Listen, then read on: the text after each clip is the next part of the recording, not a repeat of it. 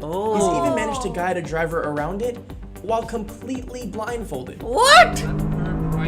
He has so much practice that he knows the track blindfolded. Oh my god.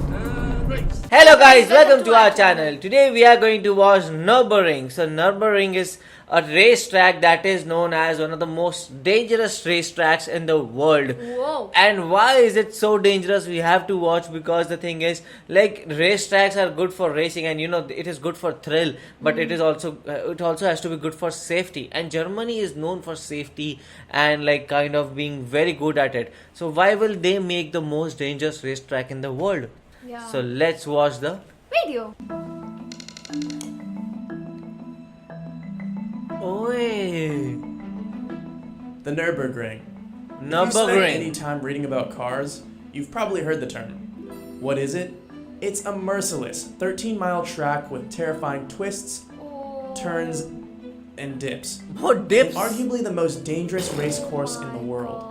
But it's become a sort of holy destination for drivers, professional and amateur, who make the pilgrimage to the small town of Nürburgring, Germany. Pilgrimage. Since its construction in 1927, the ring has tragically claimed the lives of just under Since 70 motorsport 1927. heroes.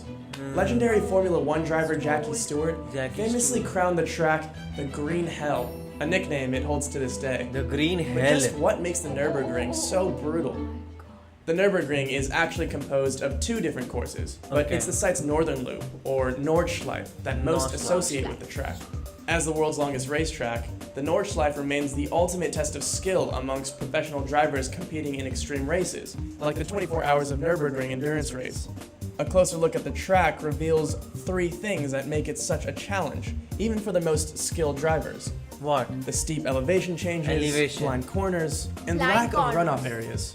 Let's start with the elevation changes. Huh. For an idea of just how severe the Nürburgrings are, the total difference in altitude from the track's highest point to its lowest is a jaw-dropping 985 feet. It doesn't occur gradually either. The shifts in elevation are abrupt and spontaneous, See, car is in the providing plenty air. of challenges Jumping. for those who don't know the track thoroughly, and even those who do. One of the best examples of this happens fairly early in the track, at a section known as Foxhole. This section features 5 sweeping corners that can be taken at full speed. Wow. But it's at the last corner when the track goes into a steep downhill descent, then immediately elevates, that you feel more G-forces than you've ever felt. To better understand what driving through it is like, we caught up with someone who circles the ring over 1,000 times every year.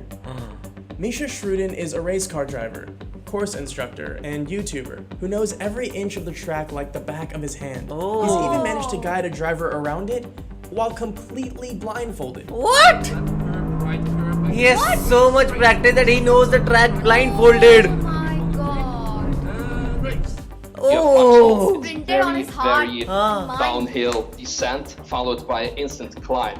And what a lot of people do, they think Wow. like, oh, let me see what the top speed of my car is because I'm going downhill now. And then they brake at the lowest point. The issue here is the weight transfer. When you brake at the complete bottom, you have the weight transfer already because the car will change its direction from going downhill to uphill. And when Yeah. you apply the brakes on that, you will most likely end up in the barrier. But it's near the ring's end that drivers face one of the most daunting sections of racetrack in the world when it comes to elevation change. Located 10.5 miles into the track is a section called Flansgarten, known for its number of career-ending accidents.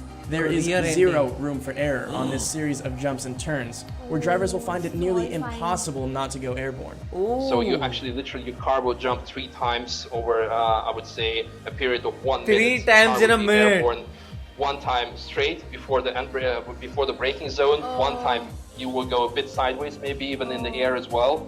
And 1 time you would be going over 120 miles per hour over a slight bump while changing direction. So when you have a mistake there, it will usually end up in a very, let's say, track closure. People will have to close the track, how bad of an accident it's going to be.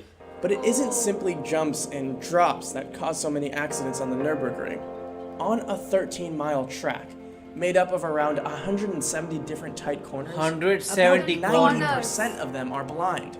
The ring's infamous turn they call Kallenhard, about 5 miles into the track, is the perfect example of just how blind these corners can be. You cannot see anything difficult else. because It's very blind and it gets very tight. It has a very, very, very late apex, and people just don't expect that because they think, well, the turn should be over now. No, it gets tighter, tighter, tighter.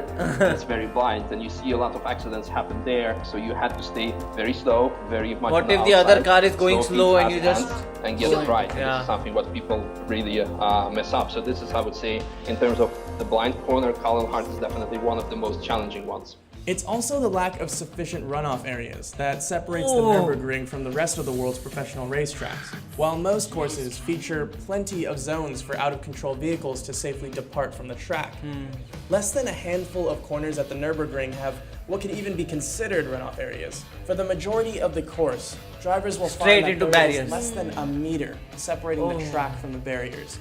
This means that even the slightest mistakes can result in cars smashing. But as intimidating a track like the Green Hell can be, Wow, but Misha it's has so a few beautiful. simple words of advice for those everyday drivers looking to tackle the ring for the very first time.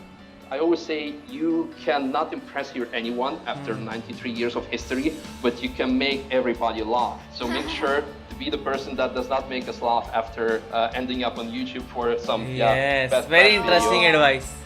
In my heart, I just want to go into that ring and drive there because it looks very beautiful. But yes, I will not go at that full speed and will try to touch every corner at full speed. But it just feels like how each and every driver goes to it, and it is so difficult, and the type of curves there are, blind corners, and there is this elevation change, cars going into the air. This is crazy. This is totally crazy, and I would love to participate, and not for a race, or I just want to experience that, simply roads and turnings, and there's a kind of practice because I really don't know how to drive a car. I'm going to learn soon, but still I want to participate. Actually, and the thing is, like, this German racetrack, like, we know that we just read about Autobahn, we just saw about Autobahn. No speed limit. Yeah, so now seeing this, I think the Germans love their cars and like their racetracks. So they have plenty of them, and because they build all these best cars, so they just have good racetracks for them. So what do you guys think about it? Do let us know in the comment section below. So do like, share, and Subscribe. bye.